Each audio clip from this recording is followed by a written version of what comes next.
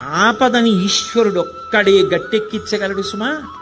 ఆపదని గట్టెక్కించవలసి వస్తే భగవంతుడు చూసేదేది అంటే నువ్వు ఎంత పవిత్రంగా బతికావు.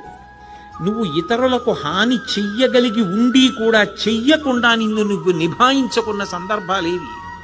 నీ కోపాన్ని నువ్వు ఎలా నిగ్రహించుకున్నావు, ధర్మానికి నువ్వు ఎలా కట్టుబడిపోయావో చూసి పరమేశ్వరుడు కౌగిలించుకుంటాడు. కబీర్ దాస్ గారు ఓ మాట అంటాడు, ధీరే ధీరే రేమనా ధీరే సబకుచి హోయ్ మాలీసించే సౌకర్య ఋతువాయే ఫల్హోయ్ అంటాడు. ఇవాళ విత్తనాలు పెట్టి నేను బిందెలు నీళ్లు పోస్తే జామ చెట్టు వచ్చి కాయలు కాస్తుందా? ఇవాళ విత్తనం పెట్టి కొద్ది కొద్దిగా నీళ్లు పోస్తే ఒక 5 ఏళ్ల తర్వాత చెట్టే విరగ కాస్తుంది. ధర్మాన్ని నమ్ముకున్నవాడు పాడవడు. ధర్మానికి ఫలితం శాశ్వతమైన ఫలితం కాలంలో కనపడుతుంది. ఆనాడు ధర్మం పట్టుకున్నవాడు ఎంత గొప్పవాడో మిగిలిన వాళ్ళకి కూడా ఆదర్శం అవుతాడు. ధర్మం వదిలినవాడు నశించిపోతాడు. అది నిరూపించాడు భాగవతం ప్రారంభంలోని.